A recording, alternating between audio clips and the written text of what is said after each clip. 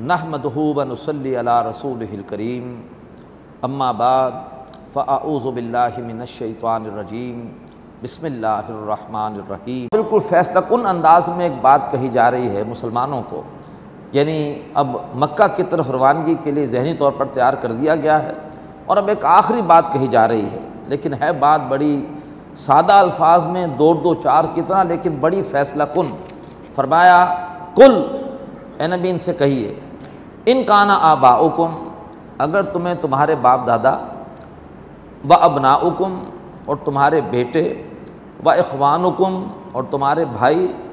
و ازواجکم، اور تمہاری بیویاں، و عشیرتکم، اور تمہارے دیگر رشتہ دار، و اموال اقترفتموہا، اور وہ مال جو تم نے خود بڑی محنت سے کمائے ہیں، و تجارت تخشون کسادہا، اور وہ چلتی ہوئی تجارت کہ جس میں خسارے کا تمہیں ہر وقت دھڑکا لگا رہتا ہے، وہ مساکن ترضونہا، اور وہ مکانات کہ جو تمہیں بہت ہی پسند ہیں، احب الیکم من اللہ ورسولہ، اگر تمہیں زیادہ عزیز ہیں اللہ سے اور اس کے رسول سے، وجہاد فی سبیلہ، اور اللہ تبارک و تعالیٰ کی راہ میں جہاد سے، فتربصوا، تو جاؤ اور جا کے انتظار کرو۔ اب کوئی نمائشی قسم کی نیکیاں کر کے تم اللہ تعالیٰ کو خوش نہیں کر سکتے، جاؤ اور جا کے انتظار کرو، حتی یاتی اللہ بامرہ، یہاں تک کہ اللہ تبارک و تعالیٰ اپنا فیصلہ لے آئے۔ اور فیصلہ اللہ کا کیا ہے؟ اللہ تعالیٰ تمہاری موت کا فیصلہ لے آئے۔ واللہ لا یہدی القوم الفاسقین، اور اللہ تبارک و تعالیٰ فاسق قوم کو ہدایت نہیں دیتا۔ اس آیت میں اللہ تعالیٰ نے ہمیں ایک پیمانہ دے دیا، 8 محبتیں اللہ نے گنوا دی ہے دنیا کی، والدین کی محبت، بیٹوں کی محبت، بھائیوں کی محبت، بیویوں کی محبت، رشتہ داروں کی محبت، یہ 5 محبتیں تو ہو گئیں رشتہ و پیوند کی، اور 3 محبتیں ہیں مال و اسباب کی۔ وہ پیسہ جو خود کمایا ہے اس پیسے سے زیادہ محبت ہوتی ہے، جو پیسہ وراثت میں ملتا ہے، تحفے میں ملتا ہے، اس کی اتنی اہمیت نہیں ہوتی۔ جو پیسہ تم نے خود کمایا ہے،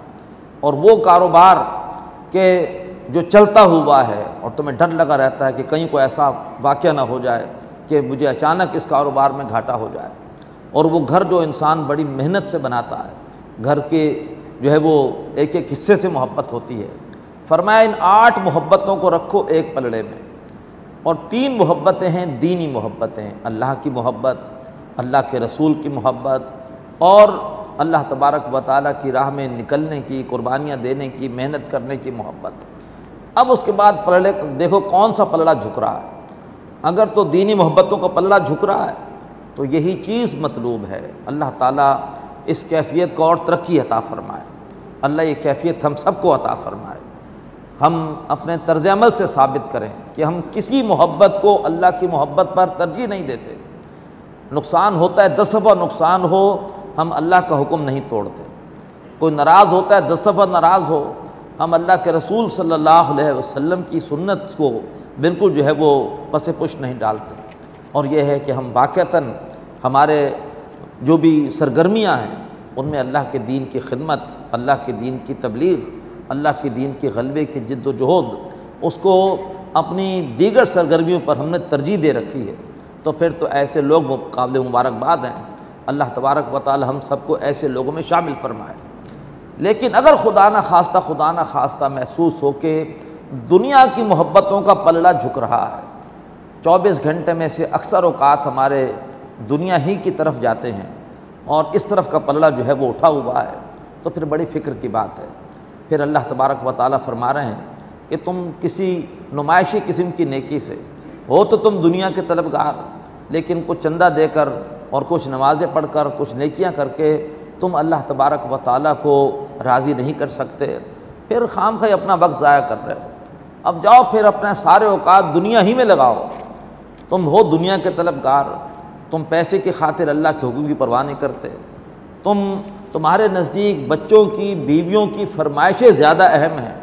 اور اس میں تم نہیں دیکھتے کہ میں ان کی فرمائشیں پوری کرنے کے لیے، اولاد کا مستقبل سنوارنے کے لیے میں کس طریقے پر اللہ اس کے رسول کے احکامات کو توڑ رہا ہوں۔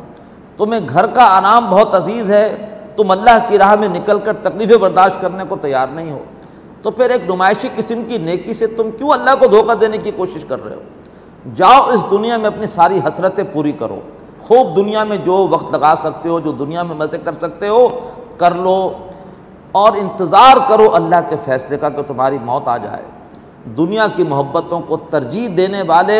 اللہ تعالیٰ کی نگاہ میں فاسق ہیں، اور واللہ لا یہدی القوم الفاسقین، اللہ تبارک و تعالیٰ ایسے فاسق لوگوں کو ہدایت نہیں دیتا۔ اللہ تعالیٰ ہمیں اس محرومی سے محفوظ فرمائے، اور اللہ تعالیٰ ہمیں ہر صورت میں دینی محبتوں کو دنیاوی محبتوں پر ترجیح دینے کی توفیق عطا فرمائے۔ اقول قولی ھذا واستغفر اللہ لی ولکم ولسائر المسلمین والمسلمات۔